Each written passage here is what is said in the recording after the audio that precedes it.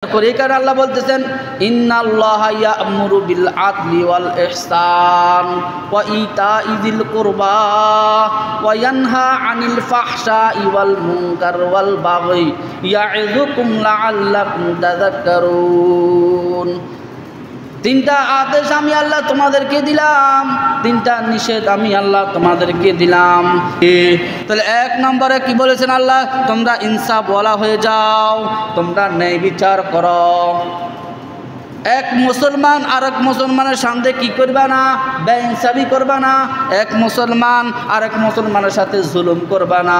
এক মুসলমান আরেক মুসলমানের সঙ্গে অন্যায় করবা না। সাহাবায়ে কেরামরা তো এক মুসলমানের খেজুরের বীজটা পর্যন্ত না বইলা নিজের বাগানে লাগাইতো না। আর আজকে আমরা আরেকজনের সম্পদ নিজের মনে করি খাইতেছি, কোনো টেনশন নাই, কোনো চিন্তা নাই। আরেকজনের সম্পদ সে লাগাইছে কষ্ট করে, সার দিছে, পানি দিছে, পরিশ্রম করছে, কত জাল দিছে, কত কষ্ট ক্লান্তি করে একটা লোক একটা ফসল উঠাইছে। আর আমি যাইয়া কি করছি? এটা আমার সম্পদ মনে করে বাস নিজের মনে করে খাইতেছি, নিজের মনে করে খাইতেছি। এই কারণে আল্লাহ বলছে তোমরা ইহসান ওয়াল ইহসান, তোমরা ইনসাফকারী হয়ে যাও, তোমরা ন্যায়পরায়ণ হয়ে যাও। তোমরা এরকম আল্লাহ নবী আল্লাহ রাসূল সাল্লাল্লাহু আলাইহি ওয়াসাল্লামের হাদিসের মধ্যে কি বলেন শুনেন। মাঝে মাঝে ইউটিউবে সার্চ দিবেন, ক্বালা রাসূলুল্লাহ সাল্লাল্লাহু আলাইহি ওয়াসাল্লাম يقول سميع النعمان بن بشير يقول رسول الله صلى الله عليه وسلم ترى المؤمنين في تراحمهم وتودهم وتعاطفهم كمثل الجسد إذا اشتكى عضوا تداعى له سائر جسده بالسهر والحمى।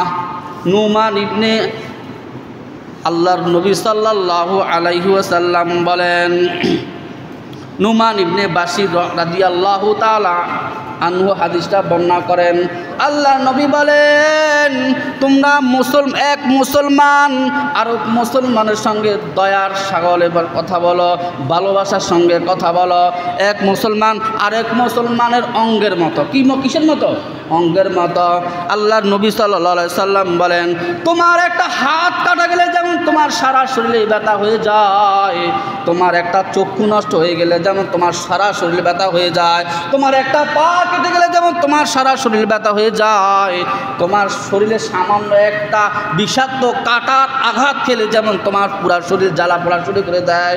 আল্লাহর নবী সাল্লাল্লাহু আলাইহি সাল্লাম বলেন এক মুসলমান যখন কষ্ট পাবে আরেক মুসলমান, তুমি মুসলমান হিসেবে তুমিও তার কষ্ট পাইবা, তুমিও তার দুঃখে দুঃখিত হইবা, তুমিও তার দুঃখে দুঃখিত হইবা। অর্থাৎ তোমার একটা শরীরের অঙ্গ কেটে গেলে যেমন তোমার কষ্ট লাগে, ওই একটা মুসলমান যদি সে বিদেশের মধ্যে অর্থাৎ হাজার হাজার মাইল দূরে একটা মুসলমান কষ্ট পাইছে, তুমি এখানে বসে খবর পাইছো, তুমি তার জন্য আহাজারি করবা, কষ্ট পাইবা। এটা হলো রাসূলের হাদিস।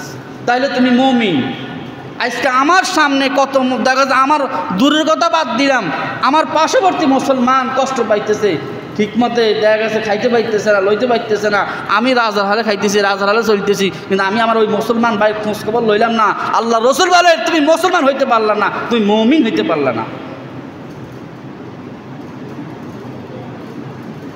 ফিলিস্তিনের মধ্যে তোমার মুসলমান ভাইরা নির্যাতিত হইতেছে, সারা বিশ্বের মধ্যে বিভিন্ন মুসলিম কান্ট্রির মধ্যে তোমার মুসলমান ভাইগুলা নির্যাতিত হইতেছে,